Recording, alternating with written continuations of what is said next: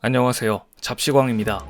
얼마 전 베트남과의 월드컵 최종 예선에서 충격적인 패배를 당한 중국 남자 축구 대표팀은 아직도 논란이 되고 있습니다. 고액 연봉을 받으면서도 본선 진출을 못한 것에 대한 후폭풍이 여전히 사그라들지 않고 있는 것인데요. 2019년 기준 중국 남자 축구 선수 평균 연봉은 일본의 5배, 한국의 10배에 달했습니다. 그런데도 월드컵 본선 무대를 밟아보지 못한 것입니다.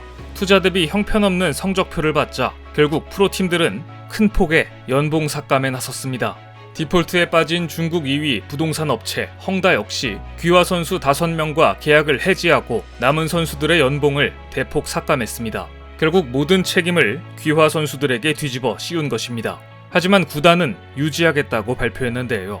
빚더미에 앉아있으면서도 중국 축구의 발전과 축구 굴기를 위해 힘닿는 데까지 헌신할 것이라고 밝히는 걸 보면 시진핑의 축구 사랑이 대단해서인지 접어야 할 때 접지도 못하는 형국입니다. 과연 귀화 선수들을 정리하면 상황이 나아질까요? 중국 축구는 왜 안 되는지 그 원인에 대해 여러 가지 설이 있지만 한 가지 사례에서 힌트를 얻을 수 있습니다. 중국의 렌허와 선전 FC에서 일했던 포르투갈 출신의 파울리뉴 감독은 중국 축구를 만나고 겪었던 문화 충격에 대해 이렇게 말했습니다.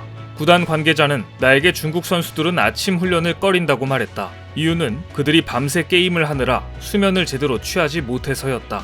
심지어 그들은 훈련 자체를 싫어했다. 중국 선수들은 기술은커녕 축구에 대한 이해도가 떨어지는 경우가 많았다. 사실 그것에 관심이 없어 보였다.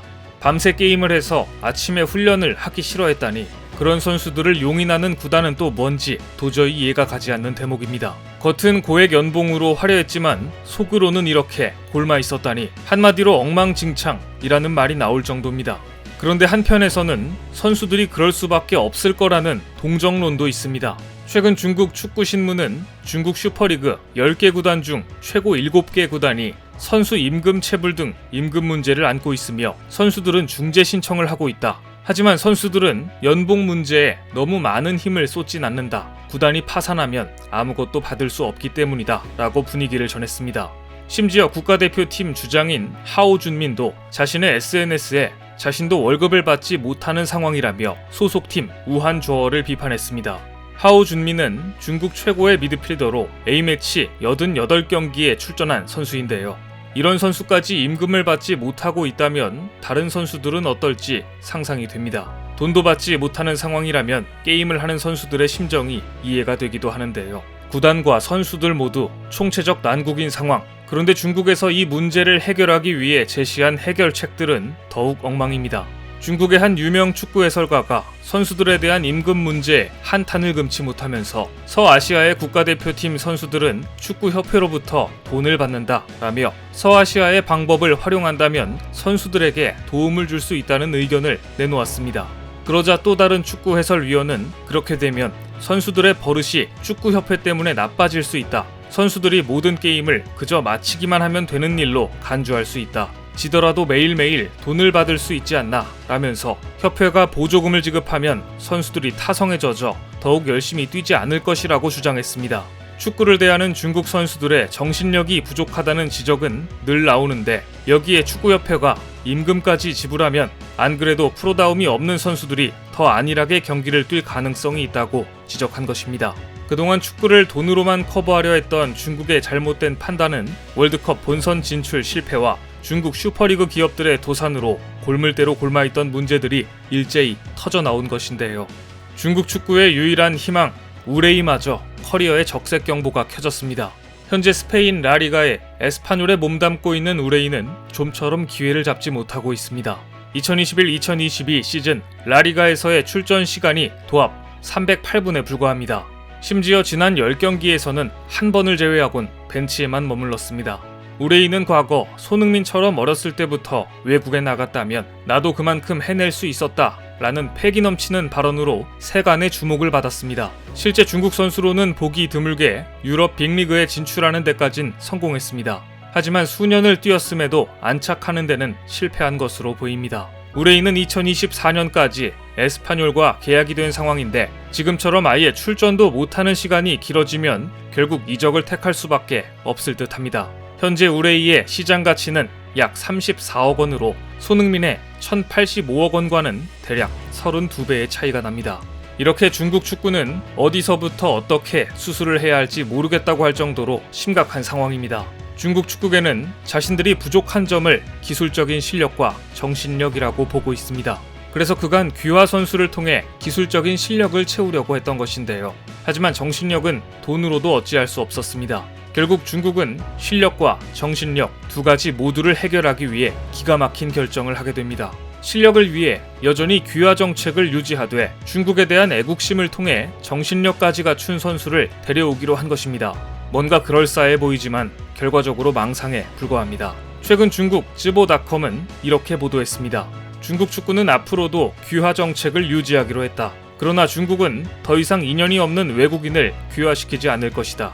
중국 혈통을 가진 선수를 찾아서 귀화시킬 것이다. 애국심 있는 선수만 받을 것이다. 대다수의 귀화 선수가 중국에 귀화한 이유는 돈 때문입니다. 그런데 중국 슈퍼리그에서 모기업의 디폴트가 연이어 발생하자 귀화했던 외국 선수들은 살 길을 찾아 떠난 상황입니다. 그래서 앞으로 돈이 아닌 애국심에 초점을 맞추겠다고 선언한 것인데요. 그런데 과연 중국계 피가 흐르는 스포츠 선수 중에 세계적인 실력을 갖춘 축구 선수가 있을까요? 제가 알기로는 일단 없습니다. 만에 하나 세계적인 실력을 갖춘 중국계 선수를 귀화시킨다 한들 그 결말도 좋을 리가 없습니다. 최근 미국으로 떠날 것을 암시하며 먹튀 논란으로 중국을 떠들썩하게 만들고 있는 에일린 구의 사례만 보아도 알 수 있습니다. 결국 중국 축구는 여전히 본질적인 문제 해결을 하려 하지 않고 꼼수만 쓰려다 보니 이런 터무니없는 정책들만 남발하게 되는 것입니다. 최근 중국 축구 팬들 사이에서는 작년 가을 메시와 음바페가 나온 월드컵 홍보 영상이 다시 회자되고 있습니다. 작년 10월 2022 카타르 월드컵 공식 후원사인 중국의 한 기업이 리오넬 메시와 킬리안 음바페를 앞세워 1년여 앞으로 다가온 월드컵 홍보에 나섰습니다.